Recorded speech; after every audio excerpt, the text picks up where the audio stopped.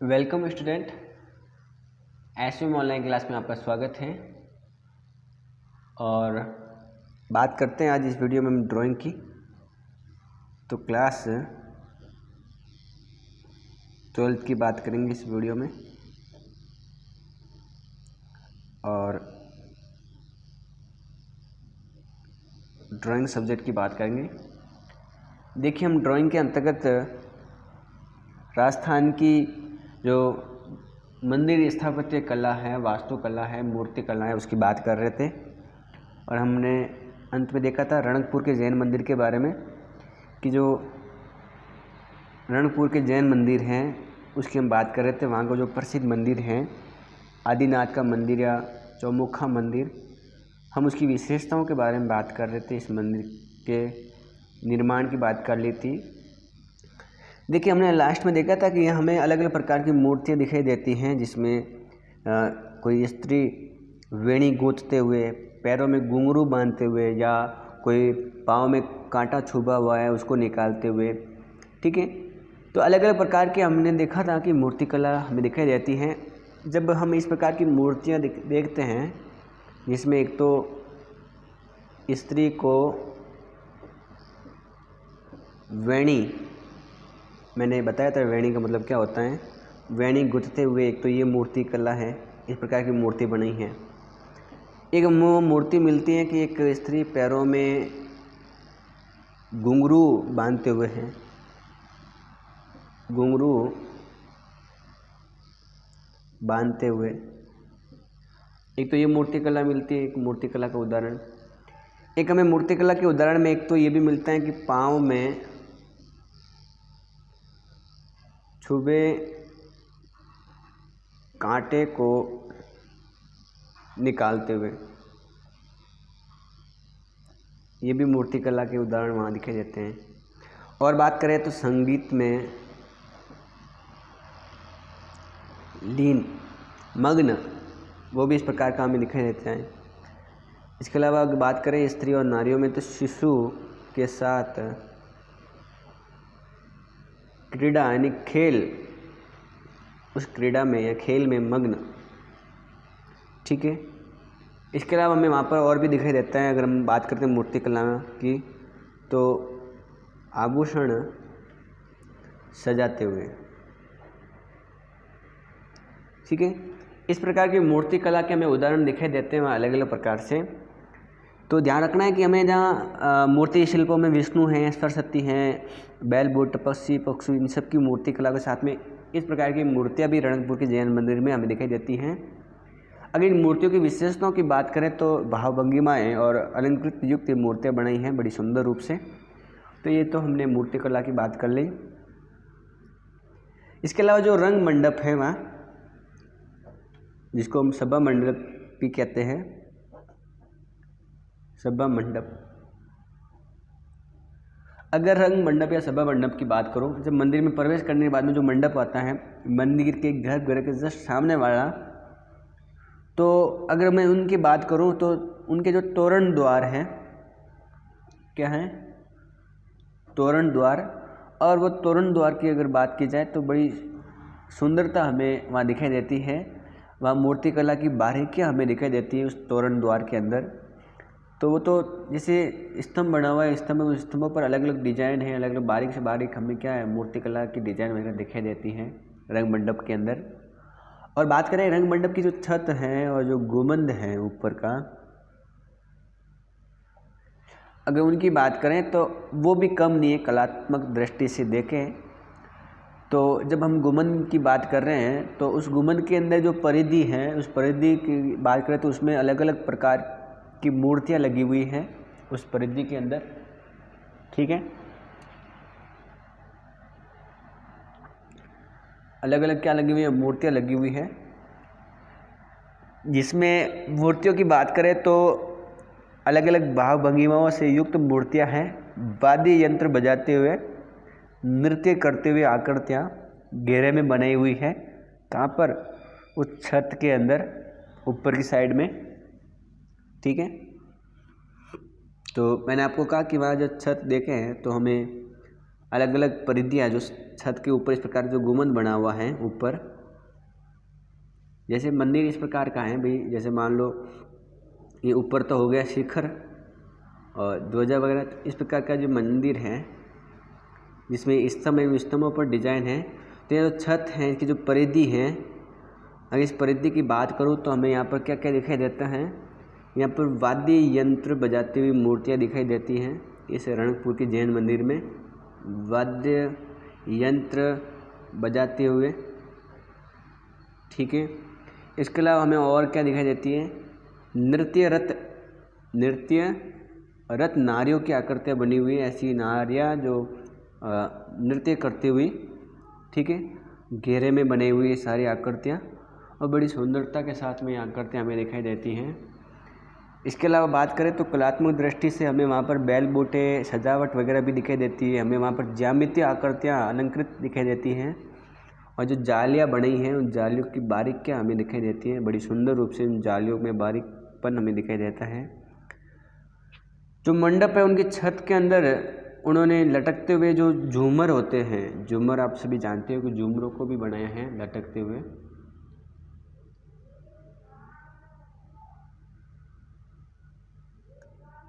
ठीक है।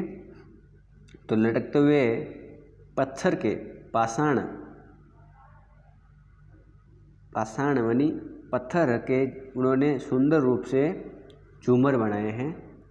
जैसे ये मान लो छत है इस प्रकार की और यहाँ पर इस प्रकार गोल गोल आकृतियाँ में नारियों की आकृतियाँ हैं और बीच में इस प्रकार का उन्होंने झूमर भी बनाए हैं और बड़ी सुंदरता के साथ में हमें दिखाई देता है। घर में देखा होगा ऊपर छत में से लटके होते हैं झूमर, तो ये जो झूमर हैं वो पत्थर के हैं, पाषाण के बने हुए हैं और अभी सुंदर रूप से बने हुए हैं, अलंकृत चीज़ें दिखाई देती हैं। तो ये भी आपको ध्यान में रखनी है कि ये रणकपुर के जैन मंदिर की विशेषताएं हैं, हमें इस प्रकार की कलात्मक विशेषताएं हमें दिखाई देती हैं। तो क्वेश्चन आ जाए कि रणकपुर के जैन मंदिर की कलात्मक विशेषताएं लिखिए। क्या आ जाए कि रणकपुर के जैन मंदिर की कलात्मक विशेषताएं लिखिए। तो ये विशेषताएं आपको लिखनी है जिसकी मैंने बात की है कलात्मक विशेषताओं के अंतर्गत, ठीक है। तो ये सारी बात आपको कलात्मक विशेषताओं में ध्यान रखनी है जिसकी मैंने बात की है। इसको अच्छी तरह से आप समझ सकते हो, याद कर सकते हो और याद रख भी सकते हो। अब बात करते हैं कि वहाँ जो स्तंभ हैं उन स्तंभों की क्या विशेषताएं हैं। तो सबसे पहली बात है वहाँ जो स्तंभ मिले हैं वो 1444 इतने खंभे बने हुए हैं और अगर उन खंभों की बात करूँ तो उस पर हम तीक्ष्ण बारीकियाँ हमें दिखाई देती हैं, बारीक से बारीक कला उस खंभों पर दिखाई देती हैं, ठीक है। बड़े सुंदर रूप से खंभे बने हुए हैं। इतने सारे खंभे, इतने खंभे कोई कम नहीं है, काफ़ी खंभे हैं, इसलिए रणकपुर को खंभों का अजायब घर कहते हैं। हमने इसकी बात पहले भी की थी। इसमें ऐसे जो खंभे बनाए हुए हैं अलग अलग प्रकार से, ये इतने खंभे बनाए हैं, सब खंभों की विशेषताएं अलग अलग हैं। सब खंभों की अलंकरण की बात करूं तो उनकी विशेषताओं के साथ साथ में उनका जो अलंकरण है सब खंभों का अलग है। ऐसा नहीं है कि सारे खंभे एक जैसे बनाए हैं। इतने 1444 खंभे बनाए हैं, सभी एक जैसे खंभे नहीं हैं, सब खंभों की अलग अलग अलंकृत विशेषताएं हमें दिखाई देती हैं।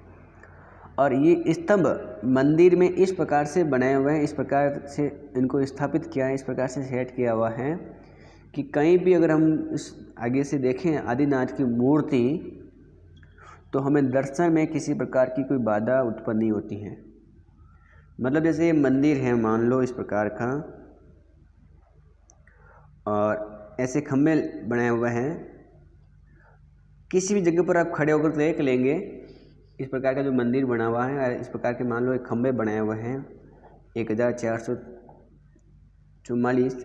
आप कहीं भी खड़े होकर अगर मंदिर में भगवान की मूर्ति देखना चाहेंगे तो आपको खंभा बीच में कोई नहीं आएगा और सारे खंभे अलग अलग अलंकृत दिखाई देते हैं। इस प्रकार की वास्तुकला किसकी देन है? नेपाल की, हमने इसकी बात की थी, ठीक है। तो ये वास्तुकला हमें दिखाई देती है उस समय की मूर्ति कला के अंदर महत्वपूर्ण कला। तो ये बात आपको ध्यान में रखनी है, ठीक है। तो एक बात तो ये ध्यान रखेंगे अगर हम बात करें तो इतनी सुंदर रूप से खंभे बने हुए हैं, कलात्मक दृष्टि से काफ़ी सुंदर हैं। और इस मंदिर में देखें तो जैन धर्म के जो तीर्थकर हैं, इनके अलावा और भी अलग अलग प्रकार की मूर्तियां हैं। जैसे हमें देखें तो अलग अलग देवी देवताओं की मूर्तियां हमें दिखाई देती हैं यहाँ। किसकी? देवी देवताओं की। यक्ष और यक्षिणी की भी मूर्तियां हैं, ठीक है। यहाँ वानर, उनकी भी मूर्तियां हैं। किन्नर की भी मूर्तियां बनी हुई हैं। नृत्यांगनाओं की भी मूर्तियां बनी हुई हैं, नृत्य करने वालों की। तो अलग अलग नारी आकृतियाँ भी दिखाई देती हैं। उनकी जो भाव भंगिमाएँ हैं, मुद्रा हैं, बड़ी अद्भुत और मनोहारी हैं। और बात करें तो मंदिर की जो छत है उस पर शिखर हैं, उस शिखरों की भी बात करें तो लाइन से जो शिखर बने हुए हैं कलात्मक दृष्टि से, वो भी महत्वपूर्ण हैं। और लेकिन मंदिर के अगर बाहर की बात करें कि मंदिर के जो बाहर हैं, बाहर किसी प्रकार की कोई कला नहीं है। तो एक बात ध्यान रखना है कि मंदिर के बाहर किसी प्रकार की कोई कला नहीं है, ठीक है। और जो पार्श्वनाथ का जो छोटे मंदिर वहाँ बाहर की भाग में जो बना हुआ है, वो बड़ी सुंदरता के साथ में बनाया है। और नारी मूर्ति कला में भी रणकपुर का जैन मंदिर सबसे आगे है और महत्वपूर्ण मंदिरों में से एक मंदिर है। तो ये बात आपको ध्यान में रखनी है। तो इसी के साथ में आपके रणकपुर जैन मंदिर की बात हो जाती है पूरी। हमने आराम से विस्तार से रणकपुर के जैन मंदिर को देखा है, क्योंकि ये वेरी मोस्ट मान लो, बहुत ज़्यादा मोस्ट मान लो, इसकी मैं गात लगा सकता हूँ 15। तो मोस्ट के ऊपर गात 15 लगाई, मतलब 15 बार मोस्ट मैंने एक तरह से लिख दिया है, तो इतना मोस्ट आप मान लो। इससे या तो बड़ा क्वेश्चन बनेगा या छोटा क्वेश्चन बनेगा। छोटा या बड़ा में से क्वेश्चन ज़रूर बनेगा, अक्सर बनता है। तो इसको अच्छी तरह से सुनेंगे। काफ़ी चीज़ें आराम से हमने देखी हैं, तो आपको ये याद हो गया होगा। और आपको जल्दी से ये चीज़ें याद रखनी है और करनी है, ठीक है। अब बात करते हैं अपन राजस्थान के किसी और दूसरे मंदिर की। तो अब पढ़ते हैं किराड़ू के मंदिर। कहाँ के? किराड़ू। कहाँ के मंदिर पढ़ेंगे हम? किराड़ू के। आपको बता दें कि किराड़ू राजस्थान के बाड़मेर जिले में स्थित है। कौन से जिले में? राजस्थान के बाड़मेर जिले में किराड़ू स्थित है। तो किराड़ू कहाँ आया हुआ है? बाड़मेर जिले में। अगर हमें किराड़ू जाना है तो बाड़मेर से जब हम 40 किलोमीटर दूर जाएंगे, और हम बाड़मेर जाने के बाद में बात करें किराड़ू हैं कितना किलोमीटर, तो 40 किलोमीटर दूर है बाड़मेर से, ठीक है।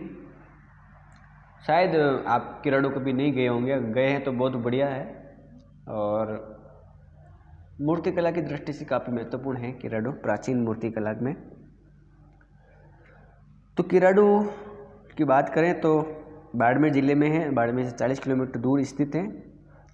और किराड़ू के जो मंदिर हैं या जो किराड़ू हैं, उसे राजस्थान का खजुराहो कहते हैं। किराड़ू को राजस्थान का क्या कहते हैं? किराड़ू को राजस्थान का खजुराहो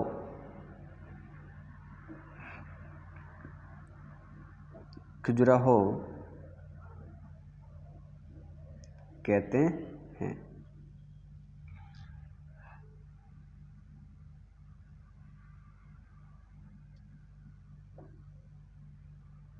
ठीक है।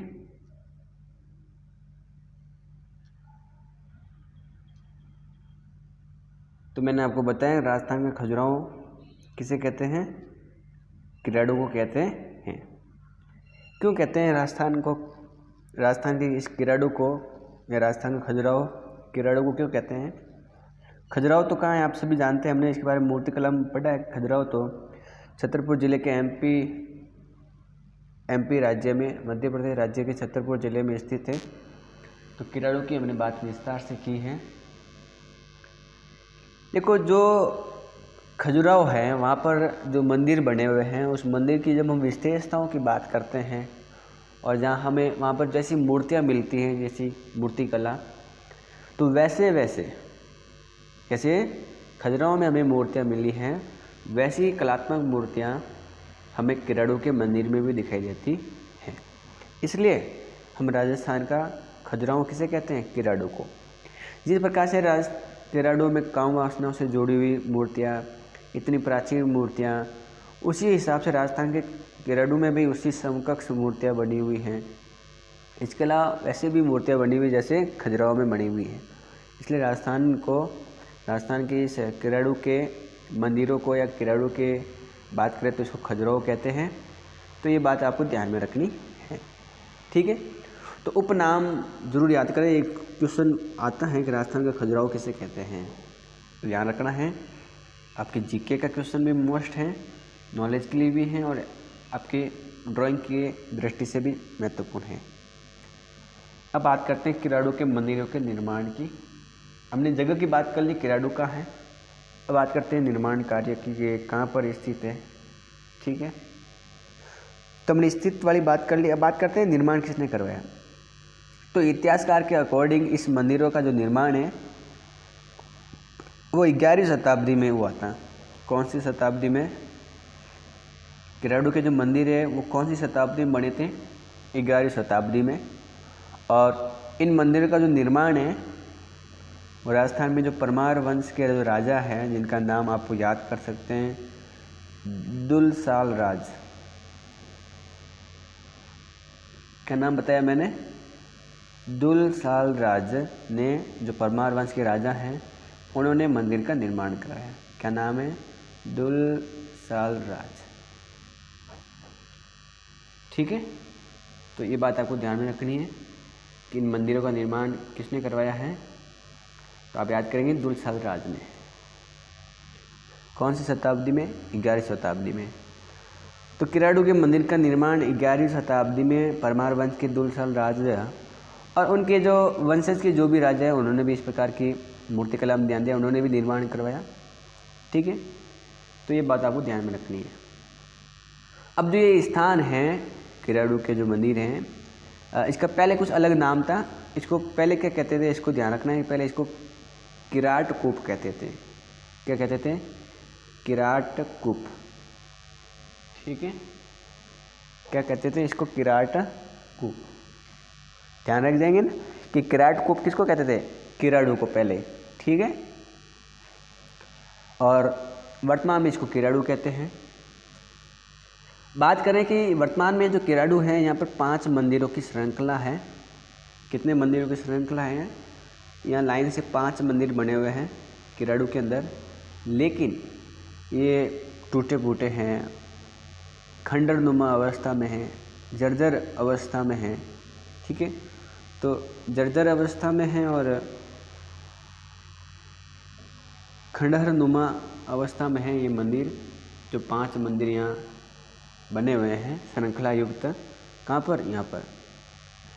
अगर बात करें जब इन खंडरों की और इनके जो यहाँ फैले हुए अवशेष है, तो उनको हम जब देखते हैं तो हमें लगता है कि ये प्राचीन समय का एक महत्वपूर्ण मूर्ति कला का केंद्र है किराडू। चाहे खंडर हैं, जो यहाँ पर जो भी अवशेष शेष रहे हैं, उन अगर अवशेष की बात की जाए तो हमें पता लगेगा कि मूर्ति कला का एक महत्वपूर्ण केंद्र है। ये बात आपको ध्यान में रखनी है, क्योंकि इतनी महत्वपूर्ण मूर्तियाँ यहाँ पर काफ़ी बनी हुई हैं, तो ये ध्यान रखना है। यहाँ पर जो 5 मंदिर का समूह है, उस 5 मंदिर के समूह में यहाँ 2 धर्म के मंदिर हमें अद्वितीय दिखाई देते हैं। उस 5 मंदिरों में एक तो वैष्णव धर्म के मंदिर हैं और इसके अलावा शैव मंदिर भी हैं, ठीक है। तो वैष्णव धर्म के या वैष्णव संप्रदाय के मंदिर हो और शैव धर्म या शैव संप्रदाय के मंदिर हो गए। तो जो 5 मंदिरों का समूह है वो किन का है? वैष्णव और शैव मंदिर के बने हुए हैं, उन धर्मों के हैं। ध्यान रखना है आपको, इन संप्रदायों के। तो ये बात एक ध्यान रखेंगे। और वर्तमान समय में अधिकतर ये जो मंदिर हैं टूटे फूटे हैं, भग्न अवशेष में मंदिर हैं। और अगर बात करें किराडू के सबसे प्राचीन मंदिर की बात करें और सबसे बड़े मंदिर की बात करें, तो किराडू का जो मंदिर है, जो सबसे बड़ा मंदिर है, वो है सोमेश्वर मंदिर। किराडू में कौन सा मंदिर है? जो सोमेश्वर मंदिर है भगवान शिव का, वो सबसे बड़ा मंदिर है। तो किराडू का सबसे बड़ा मंदिर कौन सा है? सोमेश्वर का मंदिर सबसे बड़ा मंदिर, ठीक है। तो केरड़ू का सबसे बड़ा जो मंदिर है, बड़ी सुंदरता के साथ में बनाया हुआ है, किसका है? भगवान शिव का मंदिर है, सोमेश्वर मंदिर।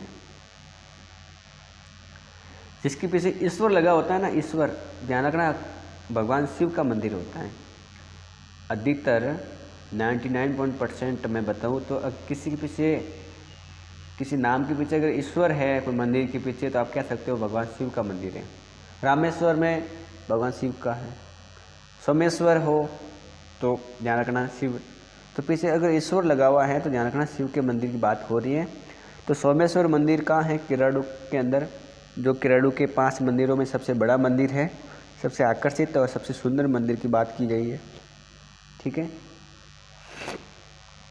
अब बात करते हैं कि जो मंदिर बने हुए हैं वो कौन सी शैली में बने हुए हैं। तो केरड़ू के जो मंदिर हैं वो आपको याद करने हैं कि मारू गुजर शैली में बने हुए हैं, मारू गुजर शैली में बने हुए हैं। हमने इससे पहले प्रतिहार गुजर शैली की बात की थी हमने, है ठीक है, हमने गुजर शैली की बात की थी, मारू गुजर शैली की, और प्रतिहार गुजर शैली की बात की थी। तो ध्यान रखना है कि मारू गुजर शैली बने हुए हैं। और देखो क्या होता है कि किसी शैली का जो नाम है, वो समय की जो शैली प्रसिद्ध है, उस समय जो राजा है उनके अकॉर्डिंग नाम अलग अलग रखा हुआ है। थोड़ा बहुत अंतर होता है, मंदिर की विशेषता में तो अलग शैली का नाम पड़ जाता है। ठीक है, तो ये बात आपको ध्यान में रखनी है। इस मंदिर में हम बात करें तो जो गर्भगृह है, सभा मंडप है और द्वार मंडप है, मूल महल हैं, महल भी बना हुआ है छोटे छोटे। तो इस सभा मंडप की बात करें तो 8 स्तंभ बने हुए हैं और टूटे उटे अवस्थाओं में हैं। ये जो स्तंभ हैं वो अष्टकोणीय हैं, लंबे हैं, अलंकृत बनाए हुए हैं, और स्तंभों के ऊपर हमें गट पल्लव और मकर मुख है, पत्र पल्लवी है, सब कुछ हमें अलग अलग प्रकार की कीर्ति मुख दिखाई देती हैं। तो उन सारी चीज़ों की बात करेंगे हम अगली वीडियो में, और आज के लिए इस वीडियो में इतना ही। वीडियो को लाइक करें, चैनल को सब्सक्राइब करें और वीडियो को शेयर ज़रूर करें। किताब से भी इस टॉपिक को पढ़ना है और वीडियो को 2-3 बार देखेंगे तो मुझे विश्वास है कि आपको सारी चीज़ें याद हो जाएगी। अब वीडियो को आज देखने के बाद में वापस 3 दिन 4 दिन बाद 7 दिन बाद इसको वापस देखेंगे फटाफट, तो चीज़ें रिवीजन होती जाएगी और एक ही चीज़ क्लियर होती जाएगी। ठीक है, तो आज के लिए इतना ही, बाकी बात करेंगे अगली वीडियो में।